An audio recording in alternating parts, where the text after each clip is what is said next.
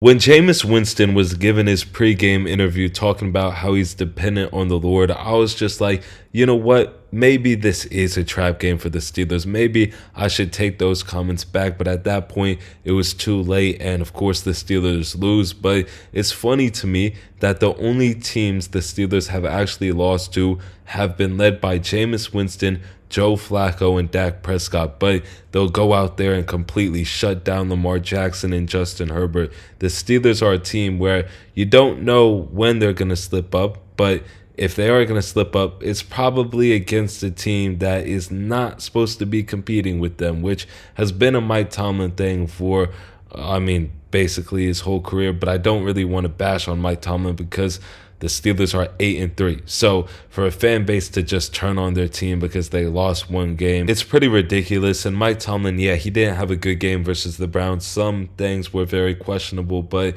he's been great all year long. And the last time the Steelers faced adversity this year, they came out of it a much better team. But the problem with the Steelers is they'll go on a winning streak, right? They'll go 3-0, let's just say. And then they'll get way too comfortable. They'll get content, and a team with not much to lose, or even if they do got someone to lose, but a team that just plays careless, right? They'll come in, they'll kick the Steelers' front door in, and the Steelers will have to get woken up a little bit. And that's what happened. The Steelers were 8-2. They were cruising. They didn't expect the Browns to come in and play that careless, like no respect at all for the Steelers. And they paid for it. And while the refs weren't the best and they missed some crucial calls that maybe could have changed the game, the Steelers' first half offensively, it's like, all right, if you just came off a game where you didn't score a touchdown, you'd be expecting them to do everything in their power to be able to convert when they're in the red zone, when they're getting the drive going.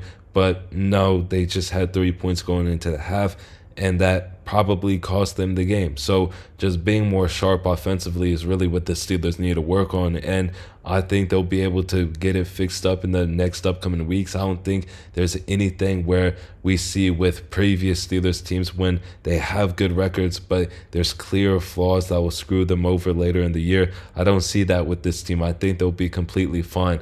Again, they just needed to get their butts kicked a little bit just to realize, all right, it's not that easy. It's the NFL. No matter how good your record is, these teams can still play, especially those AFC North games. I'm kind of worried about the Bengals game. But let me know what you guys think about the Steelers' performance versus the Browns and how they'll fare in the upcoming game versus the Bengals. Hopefully y'all enjoyed this video, though. That is it for me on this one. Peace.